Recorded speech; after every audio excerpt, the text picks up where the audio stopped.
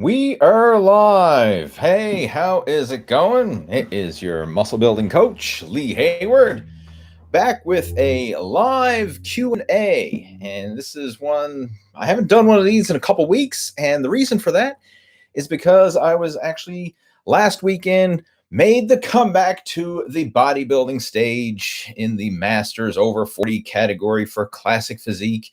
That was my first time competing in bodybuilding in over 10 years. So I made the comeback to the stage and it was fun. I got to say, I thoroughly enjoyed it.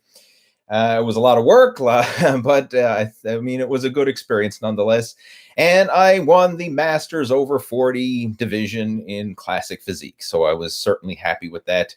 And it was nice to have my son come up on stage and present me with the medal for winning the Masters category. So that was pretty cool. The promoters arranged that, and then they let my 4-year-old son Harvey come up on stage. And if you've been following along with my Facebook page, you've probably seen some of the pictures that I posted up. And as we get the official photographer pictures and the video and all that, I'll be sure to share that. But just wanted to give you that update right there. And it's good to kind of get back to a normal routine again. And I want to start making some more videos. And one of the things that I really want to focus on as well is making a whole YouTube series outlining exactly how I went about getting back in shape and making this comeback, because the approach that I followed this time around was a lot different than what I've done in the past when I was competing in bodybuilding on a regular basis.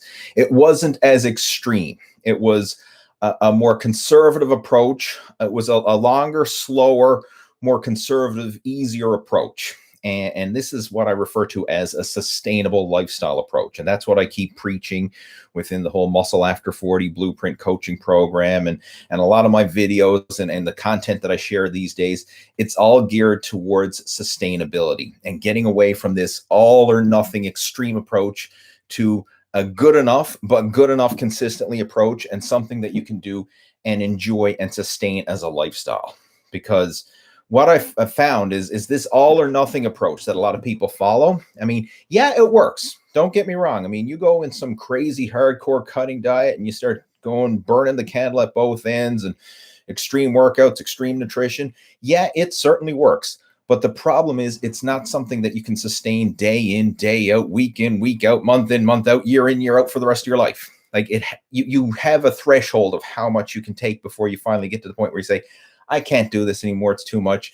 And you throw in the towel and you quit. And this is what happens to most people who follow a fat loss program. Is they probably go in, pedal to the metal right from the start, making some progress, seeing some results. But if you can't sustain it and if you don't enjoy it, then it's only a matter of time before you're going to run out of willpower. And when you run out of willpower, that's when you're just going to say, you know what, screw it. It's not worth it. I can't take it anymore. And you're going to end up going back to your old habits again. So I like to take a different approach where we focus on being more conservative. Instead of going pedal to the metal, it's almost like, let's just go at cruise control. Let's just take it at a manageable pace, but let's stick with it over the long term.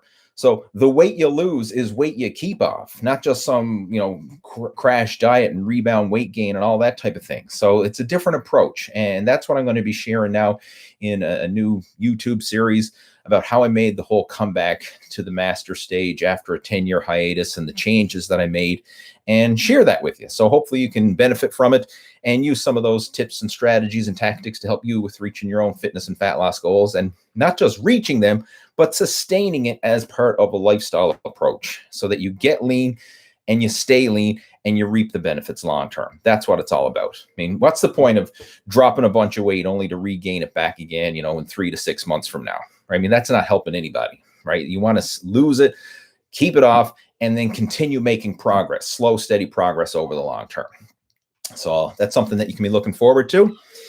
And in the meantime, now let's do a video chat. So I'm going to hang out here for the next half hour or so. I got myself a cup of tea. So this is a Tea with Lee Q&A. And as long as I've got some tea in the cup,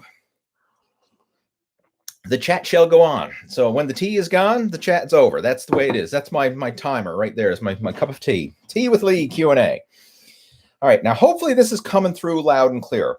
I've got a new computer and I'm testing this out. So hopefully, fingers crossed, it's coming through loud and clear and everything works fine on coming through on your end. It seems to be working fine on my end. So let's keep her going. Keep the momentum moving forward.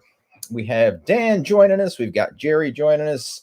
Samuel's joining us. And let me know where you're tuning in from. Like, type into the video chat. Let me know where you're tuning in from. And if you're a regular to the chat or if this is your first time, let me know. Be interesting to know. Who else we got there? David's joining in.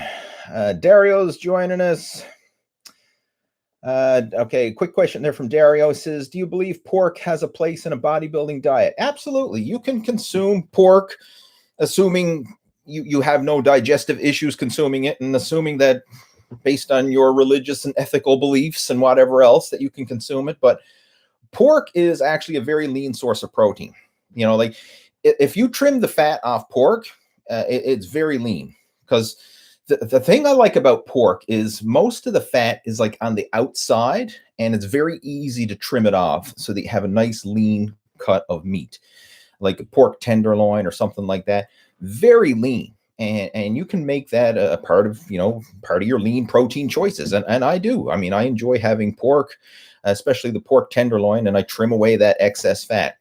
One of the things that I find when it comes to red meat, in terms of like beef, for example, is a lot of depending on the cut, sometimes the fat is throughout the meat, and you can't really trim it off, right? Whereas with pork, a lot of times you get that thick layer of fat on the outside, but then in the actual meat itself, it's very lean. So as long as you trim off that excess outer layer of fat, you can have a super lean cut of protein. And I mean, it's from a nutritional point of view, I mean, it's going to have just as much protein and nutritional value as any other cut of meat, right? So yeah, you can absolutely include pork as part of your bodybuilding diet plan as a source of protein. Stanley Stud is asking, he says, if I drink 12 beers a night, can I get abs? I'm not even going to answer that. Dream Team on the Move is joining us.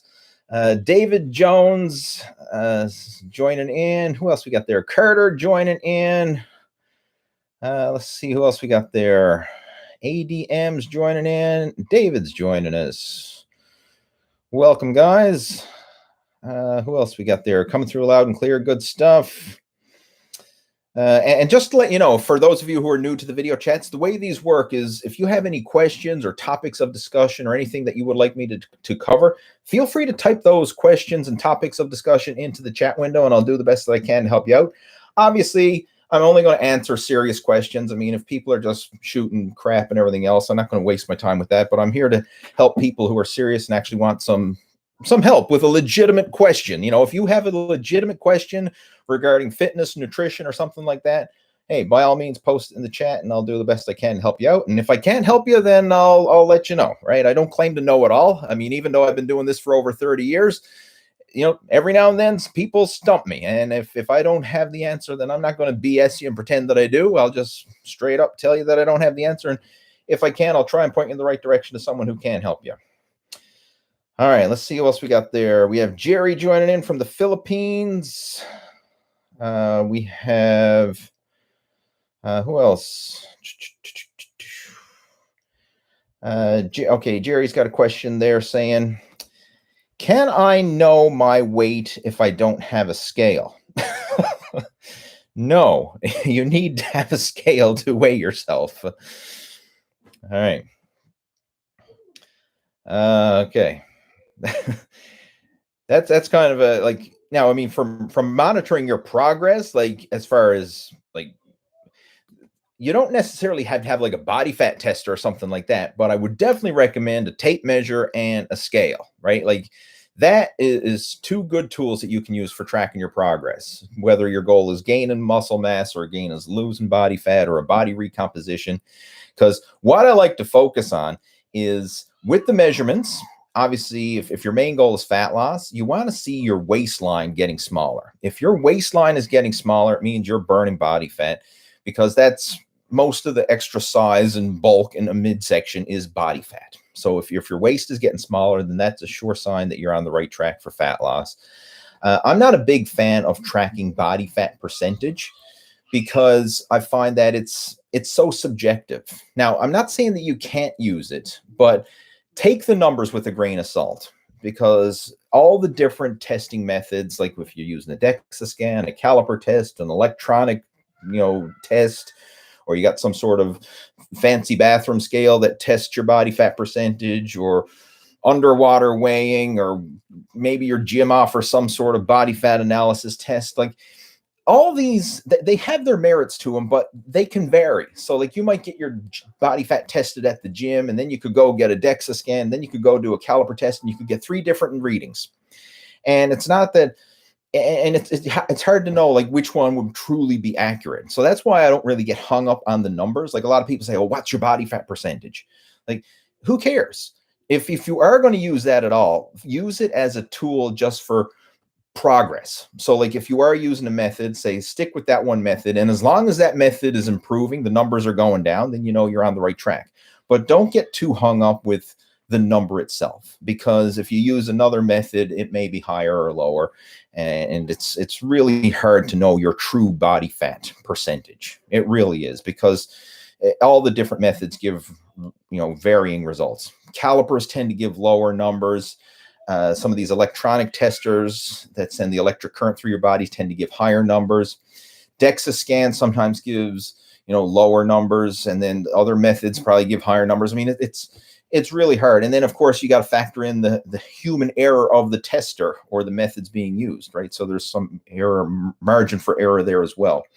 But I like to use a good old-fashioned tape measure, scale, and progress pictures, right? That's what you can use, right? That, like, when I'm coaching people, that's the things that we use to monitor progress, right? The weight scale, the tape measure, progress pictures, and then of course how you feel, your strength, your energy, and your overall performance in the gym, right? Like, that's one of the things that we really focus on. So if your energy is going up, your waistline's getting smaller, the weight's going down, your strength in the gym is going up, those are all positive signs that you're on the right track. But you definitely need to get yourself a bathroom scale, or right? That's one of the bottom line, bare basic tools that you're going to use for tracking your progress. All right, who else we got joining in? What other questions are coming through here? Let's see. Andy's asking, well, first he's saying congrats on the show, and he has a question: leg presses or squats? Both. And it really depends on you and your personal preference. I've known guys who've made amazing progress using squats as their primary leg exercise. I've known guys who've made amazing progress using the leg press as their primary leg exercise. And both work. Like, I try not to get hung up on the exercise and focus on working the muscle. And which one you use really depends on you, your situation, your mobility, your equipment availability. There's so many variables that can come into play. I mean, if you're training in a limited gym, or you're training in a home gym and you don't have access to a leg press, then obviously you're not going to do leg presses, but you probably could do squats. And if you are training in a gym where you have access to both, if you have any issues that prevent you from squatting, like maybe you have back problems or mobility problems that really hinder you from doing a proper squat, then you can do the leg press, right? Both can work. So like, unless you're a competitive power lifter or a competitive weightlifter and you have to squat because that's what the competition entails, then if your goal is just building your body from a physique point of view, you can use whatever exercises you want. Like, you don't have to do the big 3. You don't have to squat. You don't have to bench. You don't have to deadlift, right? You can do other exercises. And that's the cool thing these days. When you go into any gym, you have oodles and oodles of exercises that work every single muscle group. So if there's a particular movement that hurts, causes pain, discomfort, you just don't like doing, you don't have to do it. You can do another exercise instead and still reap the results.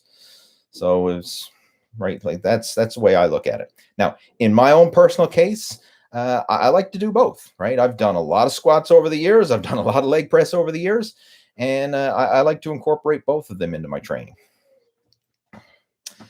All right, who else we got there? We have Lee Dunnigan joining in. We have Fireblaze joining in. What else we got there?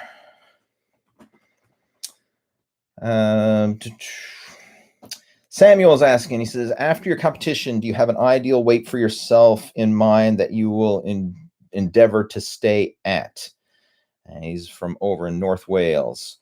Yeah, I do. Actually, my goal now, I want to keep my body weight at 190 or under. That's my threshold weight right now.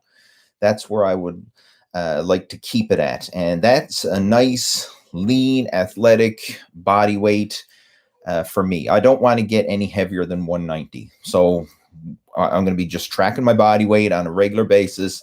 And if I start to creep up, to that 190, if I ever hit 191 on the scale, that's it. That's my check engine light, warning light saying, hey, get your shit together. You got to trim down again.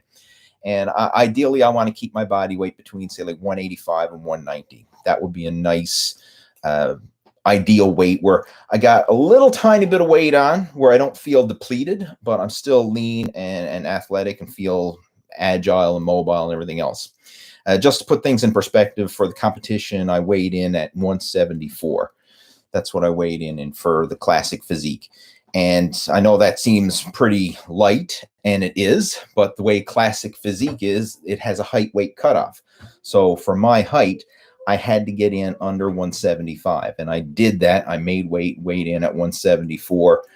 And that was the limit. So if I came in any heavier, then I would not have been able to compete, right? And that's the rules. That's the way that division is structured, is so you can't be too big. It's all designed around having the ideal proportions for your body height and weight, right? So that's why it's referred to as classic physique. It's not open bodybuilding where it's bigger is sometimes better. In classic physique, it's trying to have a nice, well-proportioned body for your height. And so my goal now is obviously I put on some weight. Like right now, my weight, last I weighed myself, I think I was, what was it, 185. So I've put on around, or actually, no, it was 186 last time I weighed myself. So I put on about 12 pounds since the competition. And I want to keep myself in that range. Like as soon as if I start hitting up to that 190 and plus range, then hey, I'm gonna kick up the cardio, tighten up the diet a bit more, and get the weight back down and maintain that. And this is something that everybody can do. Like once you reach your ideal goal weight, whatever that may be for you, like once you get to the point where you say, hey, I'm happy with this weight, you can ring the bell and say, I've done it, I'm here, success, right? Then you should have a certain threshold, right? Whatever that is for you. And if you hit that threshold weight, then that's your warning light again flashing, saying, hey, you got to kick things into gear again. And ideally, what you want to do is have a system in place where you can sustain that as a normal average weight. And if you maintain it, your body will kind of regulate. Like that will become your new set point. Like whatever weight you are at right now, whether that's overweight or underweight or whatever, like right now, chances are you're already at a certain set point. Like you probably don't have to work too hard to maintain your weight where it is right now. Like even if you didn't count a calorie, even if you weren't tracking or measuring or macro counting or weighing or nothing, like you're probably going to stay pretty darn close to the same weight you are right now, because that is your body's set point. What we want to do is kind of like reset that set point at a leaner, healthier body weight. And that's my goal, is I want to have that set point being between 185 and 190. And my threshold, again, is if I hit the 190 mark, then that's my cue that, hey, you got to tighten things up a little bit and get the weight back down.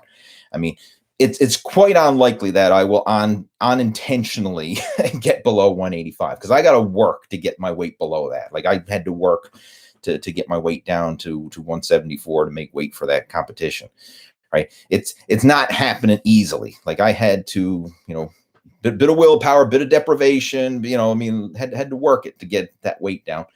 But I think I should be able to sustain, the high 180s without a lot of effort or without a lot of deprivation. Like that's a comfortable weight for me and my activity level. All right, what else we got there?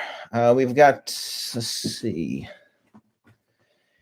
Chris, hey, thank you so much, Chris, for your support there. Let's see if you got a question coming through. He just sponsored the chat there. Much appreciated. I'm not sure if a question came through or not. Let me just see. If you do have a question, Chris, feel free to post it into the chat window there. But I do appreciate the support. Much appreciated, my friend. Okay, what else we got there?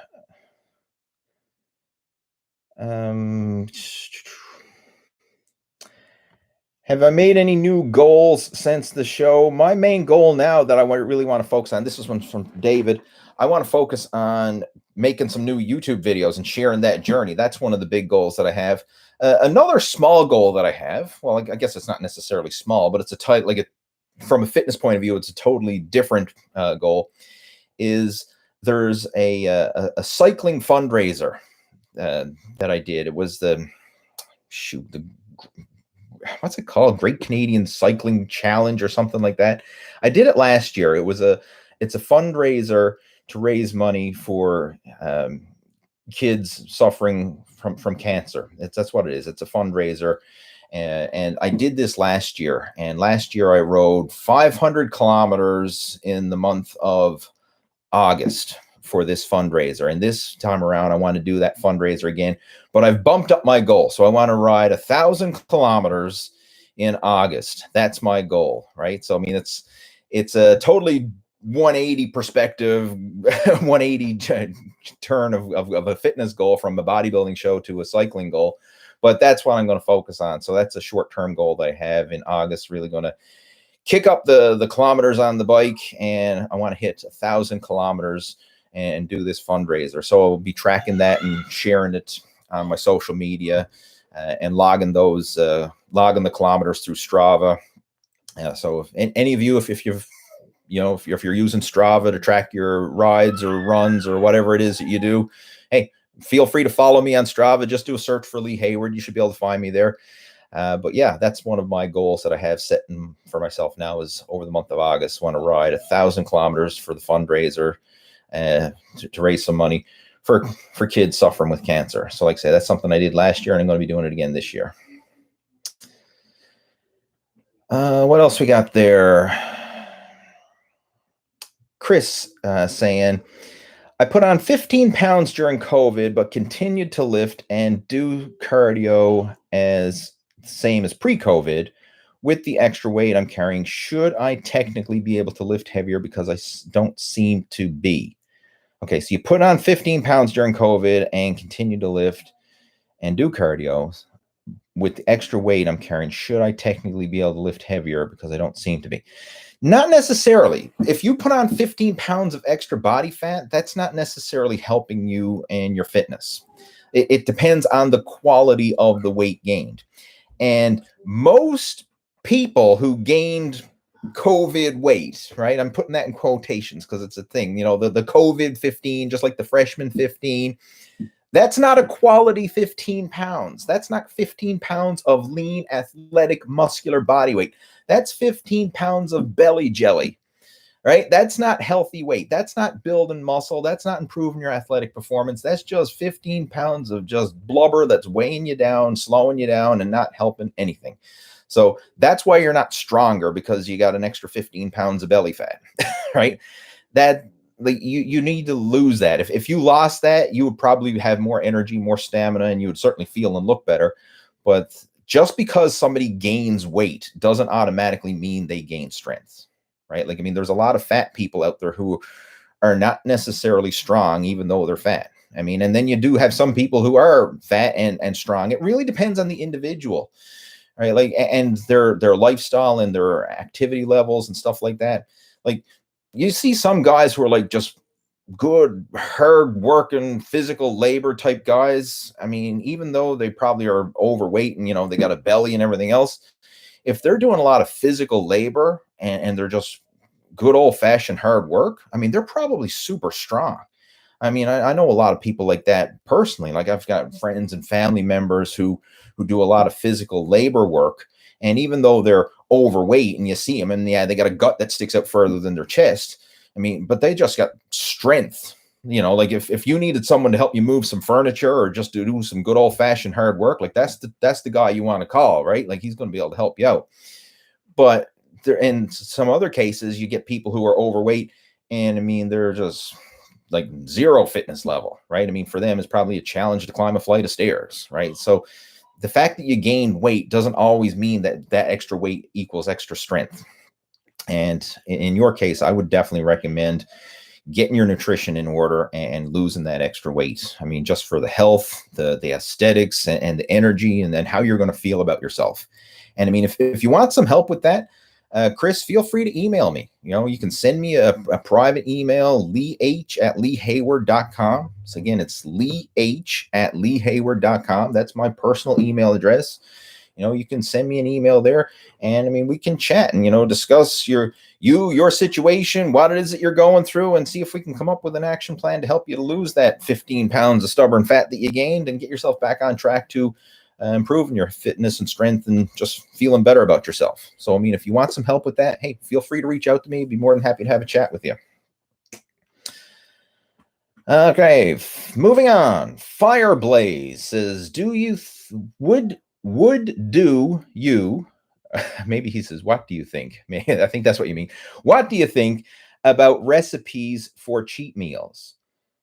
I'm not sure what you mean by that. Recipes for cheat meals. I mean, like there's a lot of recipes out there, and a lot of YouTube channels make, you know, healthy recipes and healthier variations of recipes. I mean, I even have some recipes that I follow. Like, for example, I've got my high protein blender ice cream that I make. I've got like high protein pancakes, high protein chocolate pudding recipe. You know, I got my high. What other ones do I use on a regular basis? Shit, I'm drawing a brain fart here now. You probably hear my son playing out in the room there, out in the next room as well. But there's a lot of different recipes that you can incorporate into your fat loss eating plan, you know, to kind of satisfy those cravings and to make it easier to stay on track. And I mean, I've incorporated a lot of those throughout my regular eating so that I'm not tempted to go off the rails. For example, like when it comes to ice cream, I rarely ever eat ice cream because I have a nice high protein blender ice cream recipe that I make using egg whites and protein powder and frozen berries. And I blend that stuff up and blend it up nice and thick. So, I mean, it's thick. You eat it with a spoon, and it tastes like an ice cream frozen dessert, but it's very high in protein, very low in sugar and carbohydrates, and virtually fat-free. So, I mean, that's my alternative to ice cream. And then there's all kinds of other little, you know, recipes that I have. In fact, if you want, let me just see. I've got a link I'm going to share with you if you want to download some of those recipes. If you head on over to my website, I believe, let me just double check. If you head on over to my website, leehayward.com, you should be able to find them. Let me see. No, I'm not seeing it there. All right, give me a second. I'm going to type in the direct link into our chat window.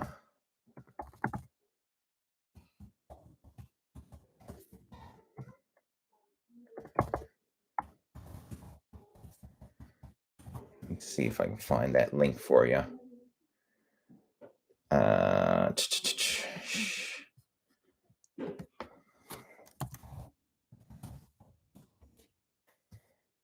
Right, so I'm trying to find that bloody link.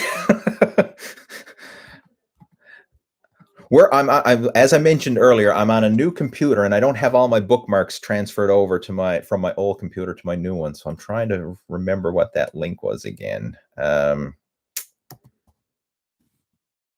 Shoot. I can't think of it off the top of my head, but I tell you what I'll do. In the replay of this, I'm going to post up the link. But if you just, or let me just do a quick Google search, see if I can find it for you. But I've got a free recipe guide that covers my top 5 high protein recipes. And these are ones that I use myself. They're healthy, high protein recipes, and they kind of satisfy the sweet tooth cravings. And these are some of the stuff that I was using when I was, you know, dieting, getting ready for a bodybuilding show. Let's see if I can find it for you.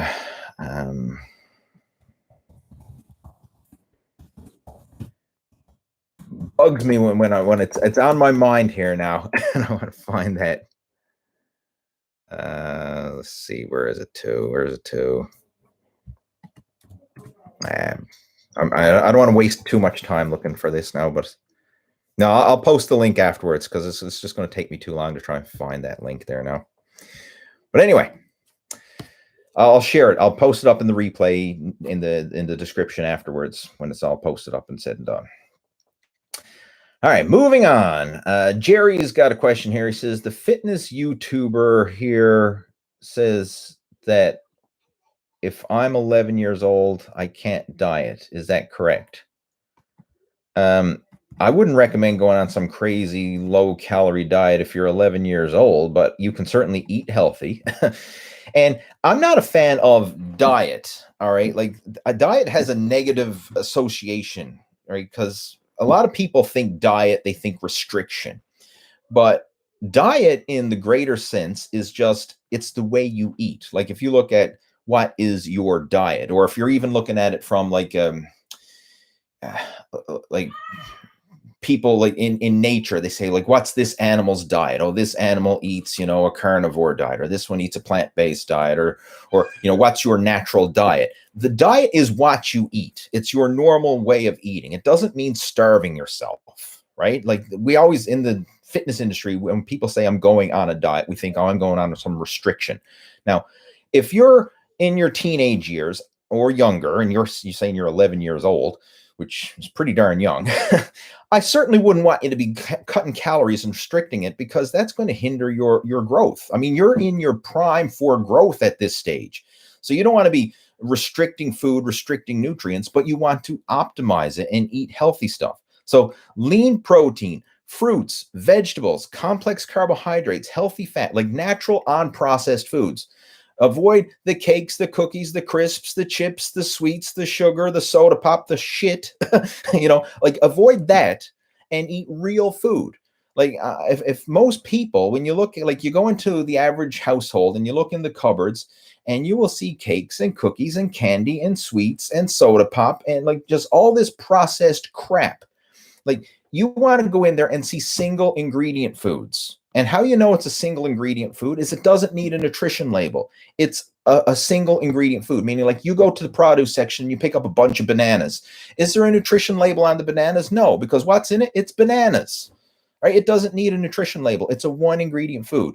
You go to the butcher and you buy, a steak, or a roast of meat, or a chicken, or a fish, or what. Like, does it need a nutrition label? No, because it's a one ingredient food. It's a chicken, it's a fish, it's a roast of meat. Like, it's a one ingredient food. Same thing, you buy, like, potatoes or rice or whatever. Like, it's one ingredient foods. That's the stuff you want to be eating. You want to be eating real, natural, unprocessed foods that your great grandparents would recognize as foods. Not stuff that's prepackaged and processed and got a list of ingredients that's a mile long and it's loaded with sugar and processed gunk. Like, avoid that and eat natural, unprocessed foods. And, like, you can eat until you are comfortably full. Like, you don't have to deprive yourself. It's virtually impossible. I won't say it is impossible, but, like, for someone who's young, especially like a teenager, who's exercising regularly and eating natural unprocessed foods, like, it's virtually impossible to get fat like that, because you're just basically fueling the body and providing the nutrients it needs and doing what the body wants. The body wants natural unprocessed foods. The body wants regular exercise. And if you just follow that, daily exercise and real food, like, you will build muscle, you will lose fat, you will feel healthy, you'll improve all your health markers right across the board will improve. Right? I mean, it's a simple. It really is. Like, a lot of people overcomplicate this stuff, but it's simple. And I mean, that's what you want to focus on. So if that's what you consider a diet, okay, then that's a diet. But it's basically just swapping out the crap and eating real, natural, unprocessed foods. And I mean, that's what I do. I mean, I don't go hungry. I mean, I eat a lot of food. I eat a lot of food volume, but on a calories in, calories out basis, it's not that much, because the natural, unprocessed foods are low calorie dense foods compared to the processed junk foods, which are super concentrated sources of calories, but low in nutrient value, right? So we just want to make better food choices. All right, let's see what else we got there. Moving on. Paulo is saying, talk a bit chest activation In my case, I only have dumbbells and a barbell. Flies feel very uncomfortable. How can I improve my chest? One of the best exercises you can do for the chest is push-ups. I'm a huge fan of push-ups. Like before I ever got involved with weight training, I was doing martial arts, and one of the best exercises you can do is push-ups. Like we used to do a lot of push-ups in martial arts, and that really gave my chest a head start, over the rest of my body just from push-ups. So get good at push-ups, you'll get a better chest. As far as flies, I would lighten up the weight, and I would recommend trying to do incline flies. I actually find when you do flies on an incline, versus a flat, I find it easier on the shoulders. I find it easier on the chest, and it really helps to stretch and activate that upper chest area. So I find like the flat bench fly feels a bit uncomfortable, places extra strain in the shoulder and tendons and stuff like that. But the incline fly actually feels a lot more comfortable. So try that. Try doing an incline fly variation and use light weight. Like the fly is a stretch exercise. It's not a power exercise. So don't use super heavy weight with this. That's one of the biggest mistakes is a lot of people, they go way too heavy and they can't really stretch and go through that full range of motion. And very often you see flies are almost like a hybrid of a press instead of a fly because they're using such heavy weight that they can't go through the proper range of motion and use proper form. So like literally start with a pair of 10-pound dumbbells, like go super light, just go through the motions, and really focus on stretching and feeling the stretch in the bottom. And then if you did that, like you did say, bench presses, flies, push-ups, those are 3 great exercises. And those 3 exercises will certainly help to develop a chest. If you get some resistance bands, then you can incorporate some different moves there. The thing I like about the resistance bands is that will help you to get the peak contraction. So like you could set up the resistance bands and do like a cable crossover variation where you really have to fight to hold the handles together and get the peak contraction aspect. There's a lot of things you can do. Another variation that you can do as well, just get a pair of dumbbells and do close grip dumbbell presses. Like hold the dumbbells together and do close grip. That's really good for activating the inner chest. There's a lot of stuff. If you want, tell you what, head on over to my main YouTube channel, open up the playlist tab, and search for the dumbbell workouts. And I have a whole playlist covering dumbbell workouts for all your major muscle groups. And there's a complete home gym dumbbell chest workout in there. Again, just go through my playlist tab and you'll see it. So there's dumbbell workouts for all the major muscle groups, but there's one specifically there for home gym dumbbell chest workout. And if you want, you can just go to YouTube, right? After this video is over, right? Go on to YouTube and just type in Lee Hayward home gym dumbbell chest workout, and you'll find the videos. Right? It'll pop up in the search results. But you can literally follow along with those videos, and like I say, that will help to stimulate all areas of your chest. Fireblaze says, what do you think it takes to build a physique like Mike Tyson? You need Mike Tyson's genetics, and you need Mike Tyson's work ethic. That's what it takes to build a physique like Mike Tyson. Will drinking light beer help? Look, if you are a beer drinker and you don't want to stop drinking beer, here's a strategy that will actually work. Switch to non-alcoholic beer. Seriously, because when it comes to alcohol consumption, it's not just the calories that's hindering fat loss, it's the alcohol. Because when there's alcohol in your system, it literally shuts down your body's ability to burn fat, burn calories. Nothing gets metabolized when there's alcohol in your system because that alcohol takes priority over everything else. And that has to get processed first before your body will burn the food you eat, before it burns body fat, before it can burn anything. That alcohol has to get metabolized to 0 blood alcohol. So if you're regularly drinking, you're regularly putting the brakes on fat burning, and you're literally shutting down your metabolism every time you drink. That's why people get a beer belly, and that's, it just compounds. And then, of course, when you look at when most people drink, are they making the best food choices? Heck no. Right? You're never going to see someone say, hey, I'm going to go out and drink a dozen beer and then eat a garden salad afterwards. No, they're always going to go have pizza and beer or chicken wings and beer or burger and fries and beer, or pub grub. Like it's always junk food and booze, right? You never see someone go out and eat, drink booze and then follow it up with a nice healthy protein veggie meal, right? It never works that way. So if you're drinking booze and then you're eating junk food, it's no wonder that you're fat, right? That's just a given. So if you want to make some better choices, one thing that you can do, and this is something that I do myself, is I swap out regular beer for non-alcoholic beer. Now, I don't drink much, but every now and then, if I'm craving a nice cold beer, like maybe we're having a barbecue or something like that, and it's a nice hot summer's day, and I say, you know what, man, it'd be nice to just have a cold beer.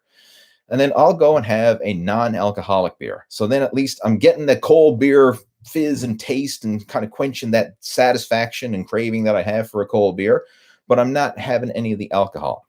And it's not hindering fat burning. It's not setting anything back, but I still get the taste and enjoyment of sipping on a cold beer. So that's a simple little swap that you can do if you do enjoy drinking beer, but you don't want to hinder fat burning. Just swap out non-alcoholic beer for the regular beer. And if you're only drinking socially and in moderation, it's not really going to make a big difference anyway. Like if you literally have a couple beer, then you're not getting drunk off a couple beer. So if you have a couple non-alcoholic beer versus a couple regular beer, like you're not even going to notice it. Now, if you're slamming back enough beer to get drunk, obviously, yeah, well, you're not getting drunk off non-alcoholic beer. But if you're constantly drinking to get drunk, then you got other issues that need to be addressed first, right? You got to get that taken care of first. But if you just want to kind of look for a healthier alternative to drinking beer, the non-alcoholic ones is the way to go. And these days, there's so many out there. Like there's so many good non-alcoholic beers. And I mean, you pour it up in a nice frosty mug, you probably wouldn't even know the difference, right? Some that I like, I mean, Heineken makes a nice one. O'Doul's is another one that I like. But I mean, just check, in your local area, ask around. I mean, there's probably, depending on where you live, there's some good non-alcoholic beers that you can enjoy and that will allow you to have that cold beer taste and satisfy that craving without hindering the fat loss in the process. Let's see what else we got here. Evelina saying, have you ever noticed that if you are hunched forward for too long on the computer, your heart jumps some beats? Nope, can't say I have. If your heart is jumping beats, then go talk to your doctor, because that's not normal. I wouldn't blame it on the computer. Are you going bald? No, I just got a haircut recently. What else there?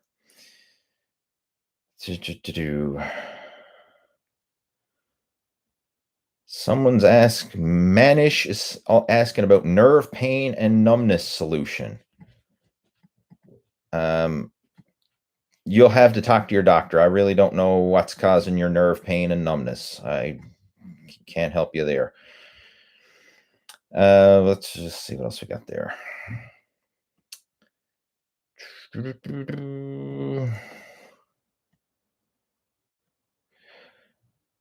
All right, what's the best way for a woman to get rid of saddlebags? I eat right, I bike, I jump on a trampoline, I swim, I use my cable pulley machine. Well, it sounds like you're taking some actions for sure, but ultimately you need to be in a calorie deficit to burn the fat so that you start to tap into that stubborn fat that's in the saddlebags, i.e. the hips and thighs. And the secret to fat loss, and this applies to all fat loss. Like everyone says, well, how do you lose belly fat? How do you lose saddlebags? How do you lose the saggy triceps? How do you lose the chest fat, the man boobs, the lower back fat, the love handles, the what? It's all fat. You lose fat the same way from everywhere, right? It's just fancy names that people give it. But it's not like there's the man boob fat diet, and then there's the belly fat diet, and then there's the love handle diet, and there's the saddlebag diet. Like, no, it's the same. You lose fat from all over, right? There's no special trick to lose it from one area or the other area. But the secret to fat loss is not dieting harder. It's dieting longer. It's training longer. It's giving your body enough time to actually tap into burning that fat. Because once you have everything in place, right? You have your nutrition in place, you have your exercise in place, and once it's working, and how do you know it's working is you should be seeing steady progress week by week, right? Like ideally, if on average, now, I mean, there may be some weeks where you don't see much progress and then you might see some more the following week or whatever. But on average, a good healthy rate of fat loss is to drop a pound a week. So if you are averaging a pound a week of fat loss, then that means you're in a calorie deficit, and then what you're doing is working, meaning you have your calories in check, your exercise is in check, and you're basically on the right track. Now all you have to do is stick to it long enough and let it work for you. A big mistake a lot of people make is they try and push themselves too much too soon. So they diet super hard and they just drastically cut the calories to starvation levels. And then they bump up the exercise to the point where they're doing hours of exercise every day. And they're hoping like, oh, I'm going to lose it all in 2 weeks. Or like, I want to lose 30 pounds in 30 days or some ridiculous goal like that. No, you have to settle in and realize like, hey, I'm going to lose a pound a week. Right? That's my goal. I'm going to lose a pound a week, and then figure out how many weeks, like how many pounds do you want to lose? If you want to lose 30 pounds, then be prepared to give yourself 30 weeks. I know that sounds like, oh my God, 30 weeks. That sounds like forever. I can never go 30 weeks. Like 30 weeks is going to come and go regardless if you focus on fat loss or not. So if you actually focus on this and stay consistent, then in, 6 months or a year from now or whatever it is, you could be at your ideal weight, have the body you want, and then be on track to sustaining it as a lifestyle. Or you can go back to your old habits and not do jack shit. And then this time next year, you'd be fat or just as fat or fatter than ever. And then frustrated and in regret, wishing you had taken action.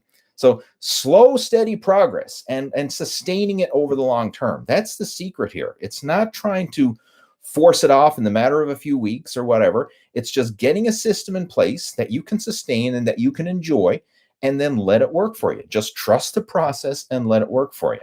So it sounds like you are on the right track. I mean, you've got exercise and nutrition in check. I mean, well, when you say I eat right, I mean, that could be very vague. Like, do you know how many calories and how much protein, carbohydrates, and fat? And like, do you have your meal timing and nutrition choices? Like, saying I eat right is a very vague term. Like, I hear a lot of people tell me, oh, I eat healthy, I eat this.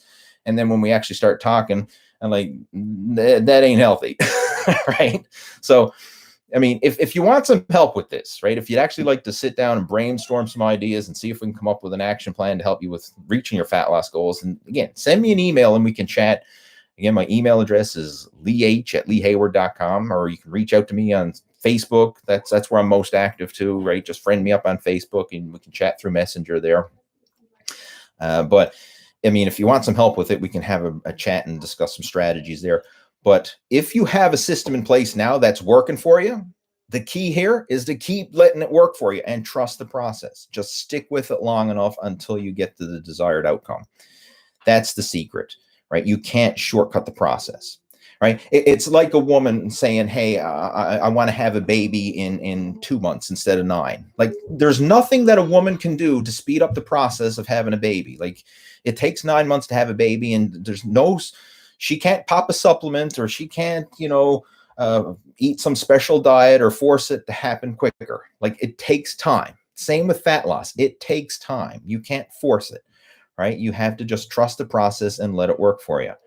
So, I mean, that's the biggest mistake a lot of people fall for, is they're trying to overshoot the process and rush it. Whereas if you just settle into a sustainable system and let it work for you, then you can reap the results and get you to your desired outcome and actually enjoy the process. And that's the kicker. You have to have a system in place that you enjoy. Because if you don't enjoy this, then it's only a matter of time before you quit and go back to your old habits, right? You have to enjoy the healthy eating and exercise and lifestyle more than the unhealthy eat whatever you want and be lazy lifestyle. Like, in my case, I love eating healthy because when I eat good, I feel good. I love exercising because it gives me energy and it releases all those natural feel-good endorphins. I mean, the thought of just sitting on the sofa and eating crap and being lazy and doing nothing, like, that is disgusting to me. It really is. Like, I wouldn't be able to do it. I would not be able to do it. I crave exercise. Like, every single day, I have to get off my ass and move, whether that's going to the gym for a workout, whether that's taking the dog for a walk, whether that's jumping on my bicycle and going for a ride, or like, I have to do some sort of exercise every day. Like, that's a non-negotiable habit. Every day I got to exercise. every day I got to eat healthy. Like I've have it set up where I crave the healthy food. Like if I don't have protein and vegetables with every single meal, like I miss it. I feel like there's something wrong. I'm missing something. I'm not getting everything my body needs. And I feel it. Like for sometimes, like prime example, when I was getting ready for the bodybuilding show this past weekend, for the couple days leading up to the show, I purposely cut back on the protein intake, and I was eating some more simple carbohydrates just to help to fill out the muscles. And I didn't want to bloat my stomach, because obviously when you're eating high fiber, high volume foods, it can bloat the stomach. So I was eating just concentrated, simple carbohydrates. And even though like in the moment, it was like, okay, this is cool to do this. I mean, after I did it for a day or so, I'm like, man, I just want to get back to eating my protein and veggies again. I really did, because it didn't feel good. And I mean, like even for a couple days after the show and stuff, I was a bit constipated and it just felt totally off. And I mean, it just felt so good to get back to my normal routine of eating and exercise again. And I mean, like I got myself rewired so that I crave that. So you want to kind of make that your lifestyle as well, where you crave the healthy options. And that's what you go to by default, without conscious effort, without willpower. It's like you do it because you want to do it. And once it's that way, where you're doing this because you want to do it and not because, oh, I'm on a diet and I'm suffering it out, and this short-term mentality, like once it becomes this is just who you are and what you do, then it's easy. It really is. I'll give you an analogy. It's almost like, think of two people refusing a cigarette. just work with me here. Imagine I offer a cigarette to one person and they say, no, thanks, I'm a non-smoker. And then I offer a cigarette to somebody else and they say, well, I'm trying to quit. Like both people are saying no to the cigarette, right? But who's committed? Who's really taking this serious? Like who is truly a non-smoker? The person who says, no, thanks, I'm a non-smoker, or the person who says, nah, I'm trying to quit, right? I mean, obviously, the person who says they're a non-smoker, like that's their identity. They see themselves as a non-smoker. Like they don't wake up thinking of cigarettes. They don't, I mean, doesn't even cross their mind, because they are a non-smoker. Whereas someone who's trying to quit, they're always thinking of cigarettes. They're a smoker who's trying to quit. They haven't rewired their identity to see themselves as a non-smoker. And the same applies when people are trying to lose weight or trying to get in shape. They're just like a smoker who's trying to quit. Like they don't see themselves as that lean, healthy, athletic person. They still see themselves as a fat person who's trying to go on a diet. And until you rewire it and see yourself as this lean, healthy, athletic person, and like, this is who I am, this is what I do, and it's not a diet, it's a lifestyle, until you make that shift internally, you're always going to be struggling with it. So that's why you need to like rewire it it's almost like reprogramming your compass, if you will, like rewiring yourself from the inside. So you start doing the right things that you want by conscious effort, and without conscious effort and willpower. It's just because this is who you are and what you do. And once you make it that's the shift, then it's easy. It really is. Like that's why you see some people who they're always in shape, they're always lean, they're always healthy, they're always exercising, and then like they're always on track, is because that's who they are. It's just like a non-smoker. Like they're not tempted by cigarettes, right? Because they're a non-smoker. All right, once you make that shift, that's who you are.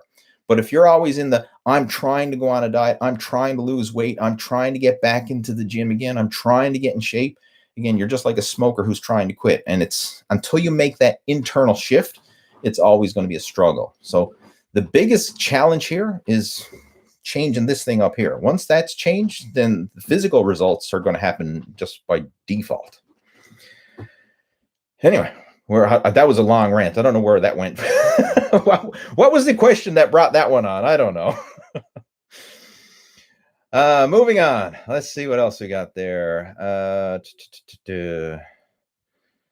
Never ever, I think it is.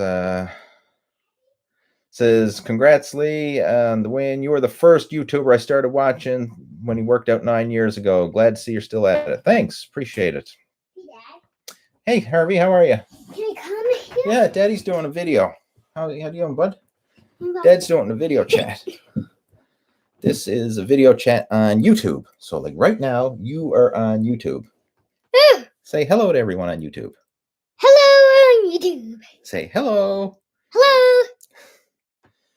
This is Daddy's YouTube channel, and these are people we're talking about. I like this screen. Yeah, it's a nice screen, isn't it? This is Daddy's new computer, too. Yeah. Do you want to show? That's your old one? Yeah, that's my old one over there. Do you want to keep it? Oh, yeah, I'm still going to keep the old one. Yeah. Do you want to show? Let's see your muscles. Because you did. Whoa.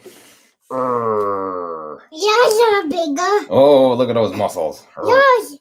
Do I got bigger muscles? Yes, you do. Let's put them up. Let's see them. Mine are bigger. Yes. And yours are smaller. Oh, mine are smaller and yours are bigger. I think you're right. I'm the bestest bodybuilder ever. You are the bestest bodybuilder ever. Yes, you are. Yeah. So is this my cue? Are you calling Daddy to come finish up so we can go have supper? I think that's it. Mommy sent Harvey in to say, Lee, finish up that video chat thing you're doing so we can come in and have supper. Can you go under it? No, don't go under the table. Best walk around it. So you might bump your head. Here. Anyway, can you say goodbye to everybody on YouTube? Say goodbye, YouTubers. Goodbye, YouTubers. Say, are you the muscle building boy? And Daddy's the muscle building coach? I am the muscle building Harvey. The muscle building Harvey. And you're the muscle building coach. Yep. Say, it's your muscle building coach. Your muscle building coach Daddy here.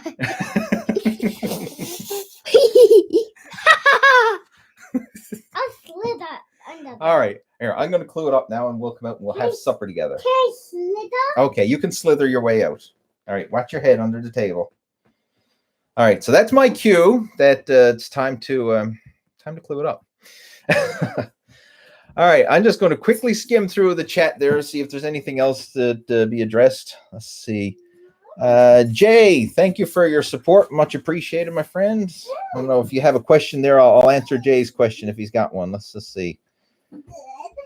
All right, all coming out, Harvey. Just give me a second there now. What happened there? What happened to your suit? I got a hole in it there. Here, I'm gonna clue it up now. What happened, Dad? I don't know. Did you brush shower them? I probably did.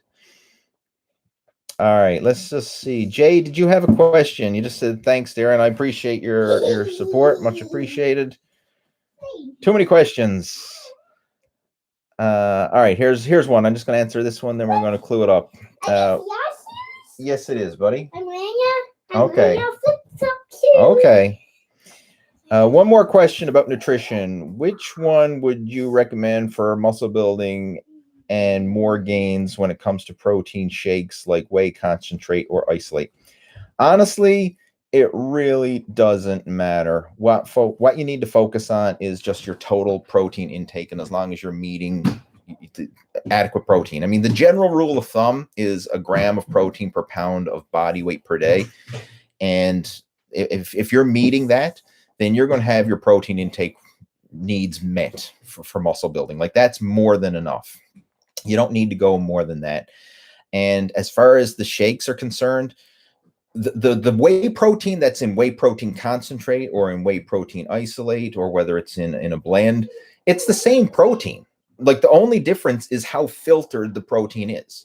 So with whey protein concentrate, the powder, so like if you have 100 grams of powder, 70 grams is protein, and then the other 30 grams is going to be a combination of like fat and lactose and whatever. Just you know, it's a concentrated protein. So the most of it, 70%, is protein, and the other 30% is fat and lactose. In isolate, it's 90% protein and then 10% fat and lactose. In the blend, it's usually 50-50, you know, of concentrate and isolate. So it's usually 80% protein and then 20% fat and lactose. But it's the same protein. So like if you're actually comparing the grams of protein, it's the protein that you get in a concentrate is the exact same protein that you get in an isolate, the exact same protein that you get in a blend. It's the same protein. It's just the fat and the lactose that you get along with it. So if you have digestive issues where you can't digest the lactose, or you want to keep the calories lower, you'd want to cut out the fat and the lactose. And lactose is just milk sugar, dairy sugar. That's all it is.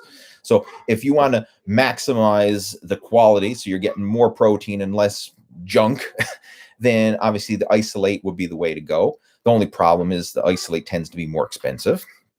But the quality of the actual protein itself is no different in either case. So either one is fine. In my case, more often than not, I usually go with a blend, right? A blend of a isolate and a concentrate.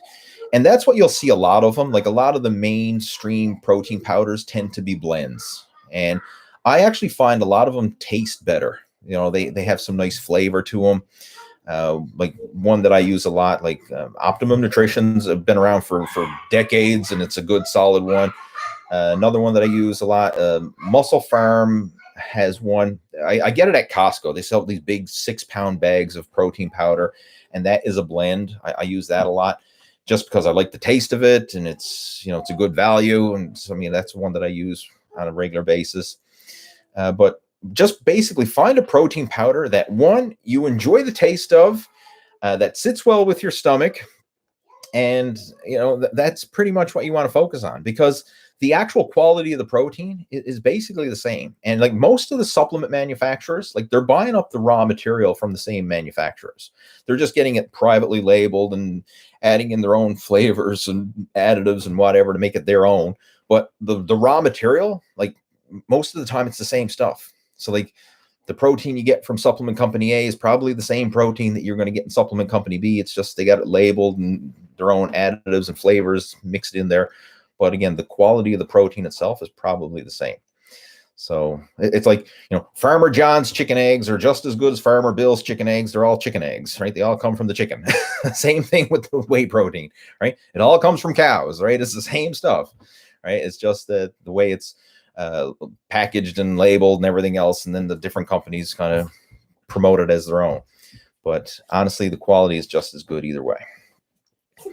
All right. What did you say there? I'm going to clue it up. So let's say goodbye to everybody and let's clue it up. So let's tell everyone thank you for tuning into the video chat. Have yourself a good weekend. And anything you want to add? Okay, so bye-bye. So bye-bye. You can wave to everyone. Say bye-bye. Bye-bye. All right. You want to hit the end stream button? You can click that button right there. That says end stream. Just touch with the screen. And right there.